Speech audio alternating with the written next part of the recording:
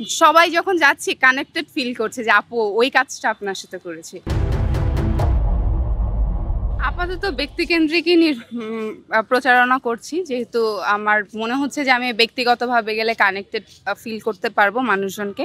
এছাড়া আমার যেহেতু প্রিভিয়াস এক্সপেরিয়েন্স অনেক বেশি, বিভিন্ন মানুষের সাথে বিভিন্নভাবে মেশার সুযোগ হয়েছে। আমার বিতর্কের মানুষজন আলাদা, সাংস্কৃতিক কর্মীরা আলাদা, বিভাগের আলাদা। আবার আমি একটা মেন্টাল হেলথ নিয়ে কাজ করেছিলাম। সেখানে আমার 40 জনের বেশি ঢাকা বিশ্ববিদ্যালয়ের স্টুডেন্টরা ছিল, তাদের আবার সার্কেলটা পুরো আলাদা। তো সবাই যখন যাচ্ছি কানেক্টেড ফিল করছে যে আপু ওই কাজটা আপনার সাথে করেছি।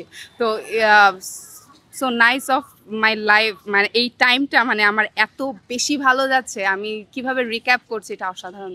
আমি খাদ্যের সমস্যাটাকে বেশি প্রাধান্য দিয়েছি।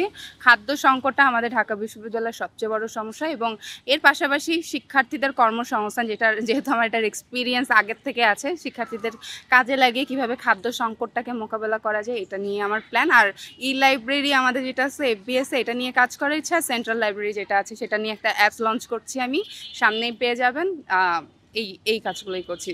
এই অ্যাপসের মধ্যে আপনি সিট বুক করতে পারবেন, এবং অনলাইন অফলাইনে আপনি যেগুলো বই দেখতে চান সেগুলোর অ্যাক্সেস থাকবে, এবং ইন্টারন্যাশনাল যেই সব জার্নাল আছে সেখানে আপনি অ্যাক্সেস পাবেন।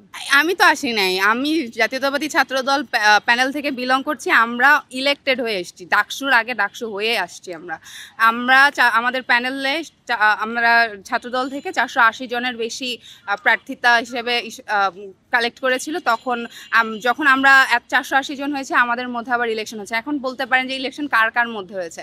এটা হলো সেন্ট্রাল ছাত্রদলে যারা নেতাকর্মীরা আছে এবং ঢাকা বিশ্ববিদ্যালয়ে যারা আছেন। আমরা বাংলাদেশে যে জিনিসটা ইন্ট্রোডিউস করতে চাচ্ছিলাম, আমরা বিএনপি পরিবার থেকে, যে আমরা নেতা কাকে নির্বাচন করবো, আমাদের কর্মীরাই তাকে নির্বাচিত করে দিবে। এটার একদম আক্ষরিক অর্থে যেই প্ল্যাটফর্মটা, সেটা আমরা ডাকসুতে দেখতে পাই। তো এইভাবে আমি ইলেক্টেড হয়েছি। তো আমার মনে হয় যে দল যখন আমাকে এখানে যোগ্য মনে করেছে, সে কারণে আমার মনে হয় কিছু যোগ্যতা এই ক্ষেত্রে আছে। তো আমি এটাকে স্বাগত জানিয়েছি।